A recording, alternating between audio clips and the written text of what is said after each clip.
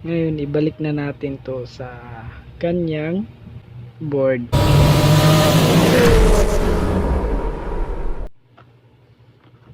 Hi guys, so ngayon guys is ayusin natin to kasi nabasa ito ng tubig dagat. Yan, umiilaw na siya kasi kagagaling ko lang sa isla, kabalik ko lang dito, umiilaw siya ng kanyang sarili. So pag ganito guys, grounded na ito kasi nabasa.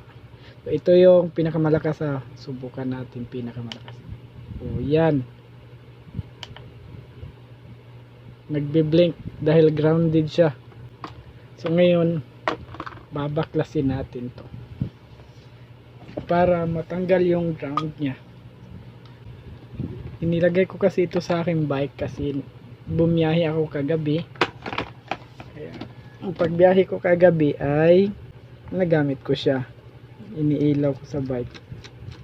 Umuwi ako ng isla kagabi.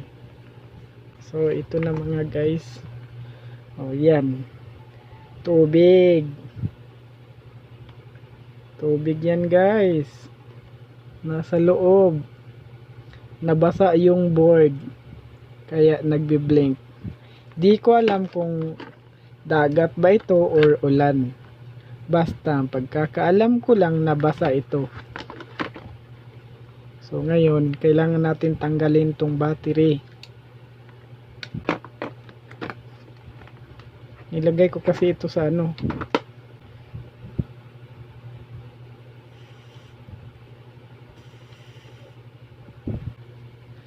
ngayon punasan natin to, tatanggalin natin ang board.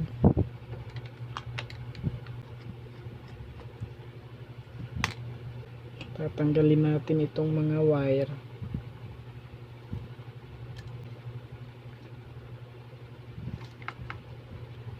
So yan, bunutin natin ito. Yan, linisin natin ng saglit.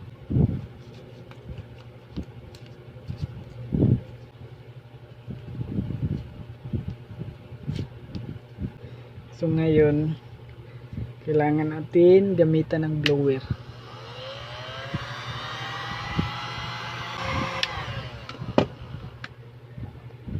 So yan, tuyo na siya. Lilinisin muna natin itong mga to, nabasa kasi.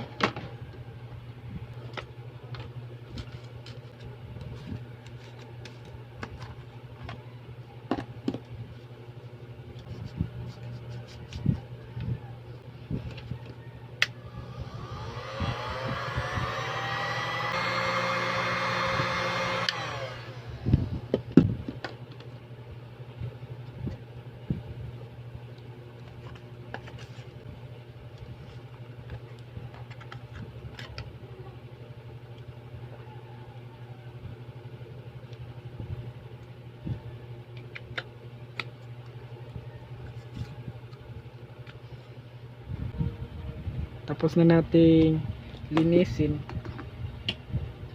Ngayon ibalik na natin to sa kanyang board, ang mga wire nito.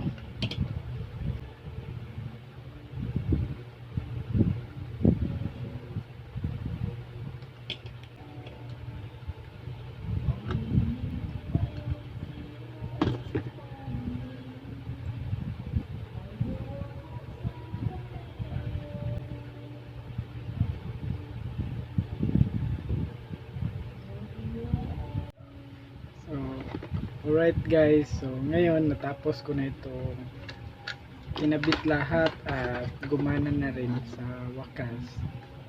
So, naging maayos rin siya at susubukan na natin to, ha, mga ganyan.